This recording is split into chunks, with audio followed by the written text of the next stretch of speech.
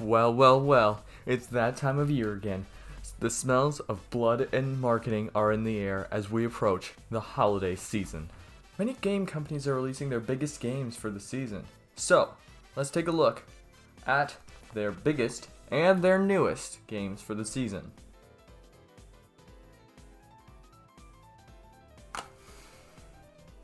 Oh.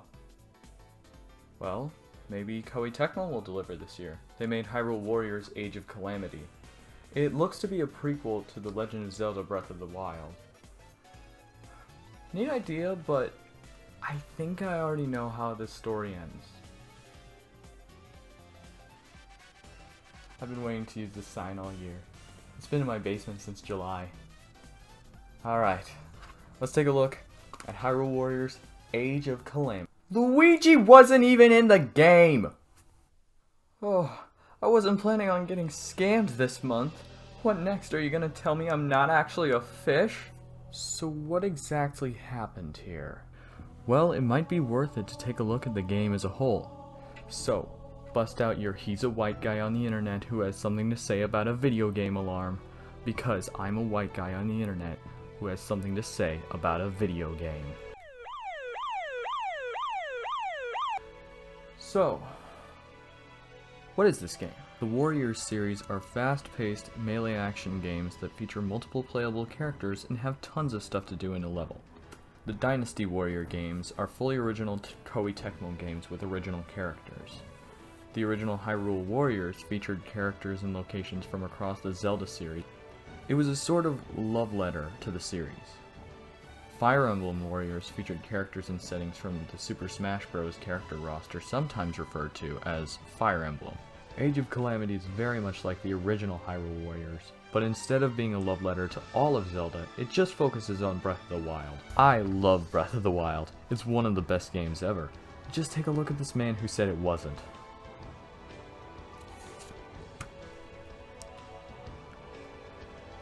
It just says fuck you. This game is so good. The weapons, music, exploration, shrines, divine beasts, monsters, characters, difficulty progression, combat, ambience. It all adds up to make something truly amazing. Of all the Zelda games to dedicate a spin-off to, Breath of the Wild is definitely the best choice. Especially because there's such a large amount of story to be told in between the memories of the previous game. So when Nintendo gave us these trailers and the name, I thought it was going to be the canonical prequel to Breath of the Wild. Nobody looked at this game and said, I hope there's a time-traveling egg. Soon the demo came out and we got a taste of how the game would play. And, oh my god, this game plays good. You have two main attack buttons. Y is a light attack button that you can string together combos with, and X is a heavy attack button that ends combos. The B button is your run/dodge button. Landing successful hits builds up your special attack meter. When it is full, the A button will unleash the special attack, which will usually clear out all enemies near you. The ZR button has unique actions for each character. The ZL button blocks damage, but it can be broken by stronger attacks. The R button allows you to use 4 Sheikah runes.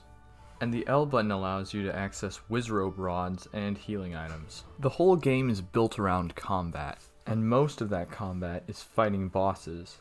Most of the time it's a bad idea to fight a boss just by whittling down their health due to their large health bars. Bosses have a stamina meter that acts a lot like posture meters from Sekiro, where after destroying the meter, the boss staggers and is open to a weak point smash, which slices off a large part of their health bar. Just like the cashiers at the supermarket. I really do love having an approach that rewards patience. But there are levels and missions that require you to do something before a time limit runs out. Some of them don't even have a timer, they just tell you, hey, you lost. This gets really annoying when I'm playing smart and fighting as hard as I can, but because I'm being patient and not wasting my resources, I couldn't make it in time. I guess I'll come back when I'm 13 levels over the recommended level. And no, I will not play on normal difficulty. I am loyal to the 3rd difficulty option, and I have standards. Another small criticism I have with the design is the lock-on function. It's very similar to Star Wars Jedi Fallen Order and Dark Souls 3, but something is off with how you position your camera. Also, here's a bold claim. Bigger health bars don't make a better boss. Take a look at the Souls games. In those games, one hit can take off a decent chunk of a boss's health bar. The trade-off, though, is that you will have a stamina meter, so you can't wail on a boss forever if you run out of your stamina. Blocking and rolling away are also dependent on stamina, so you gotta keep those things in mind. Dark Souls bosses can also kill you in 1 or 2 hits. It's hard, but it isn't slow. It teaches you to play wisely and not to rush through a boss. This game is, at times, tedious. This game can also be quite grindy at certain points, but from what I've heard, that's just how Warriors games are. Now, on to the big one.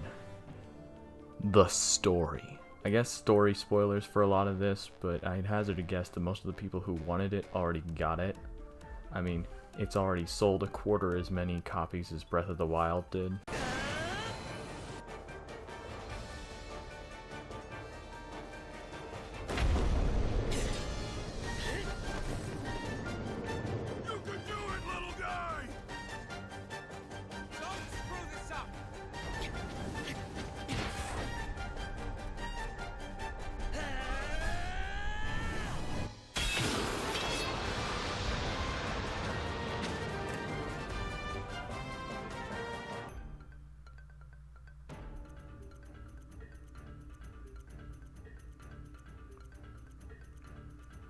That definitely didn't happen.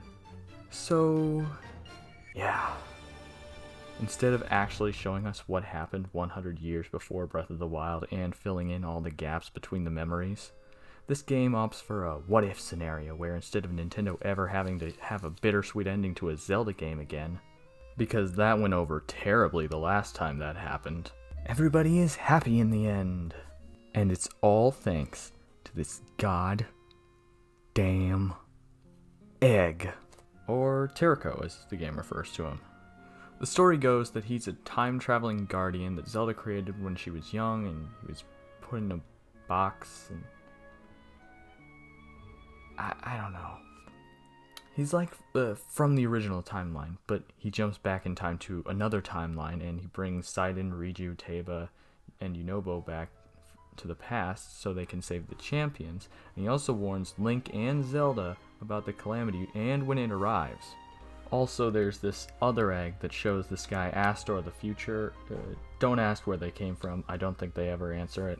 On a more positive note, there are a ton of great characters to play as.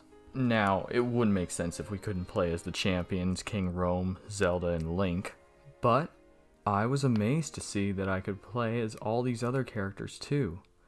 Hestu, Riju, Yunobo, Sidon, Teba, Maz, Kosha, the Great Fairies, Impa, and Master Koga. I actually really liked Master Koga in this game. He was fun to play as, and he had this bodyguard named Suga who was a really serious warrior, but I loved how he was completely loyal to this complete buffoon. And when Suga dies, they never say what happens. Koga changes sides. So, why does this man look the same as he does 100 years in the future? Is this what happens when you do nothing but eat bananas? That's another thing about this game. It does have a lot of cool moments, but when you take a second to think about how it fits into the overall story, there are just too many things that don't make sense. None of these things are inherently bad. It's all thanks to how this game was promoted. It was promoted as the prequel to Breath of the Wild and not as a spin-off. And honestly, that sucks because I would have gotten this regardless of whether it was canonical or not. I know I've been harsh on the game, but it's just because I've been so disappointed in Nintendo as of 2020. Free Melee wasn't the best situation for them. Mario's 35th anniversary was a nightmare. They didn't do much other than Animal Crossing. They took Pikmin 3 off the Wii U digital store. NSO is still a heaping pile of garbage. Paper Mario continues to prove that it will never go back to being a good turn-based RPG. They stopped doing directs, and 2021 isn't looking much better. They already forgot that Metroid exists again. F-Zero, Kid Icarus, and Star Fox continue to be 6 feet under. And they are re-releasing Skyward Sword for $60 with no controller or soundtrack. If you were to ask me, should I buy the game? Then I'd say, play the demo first, and if you like it, buy it. You might as well. Nintendo's never gonna put anything they make on sale. Just don't go in expecting it to be anything it's not. I enjoyed this game. I enjoyed the gameplay, and I enjoyed that dumb story it has. And, you know, it has DLC coming down the line. I swear, if they do not make Pura and Robbie playable in the DLC, I will commit a felony. Now, as you can see, I'm a bit busy. This just came in the mail, and by the mail, I mean my window. The message attached to it was from the second difficulty option community. They want me to apologize for what I said. I gotta stop making political statements in public.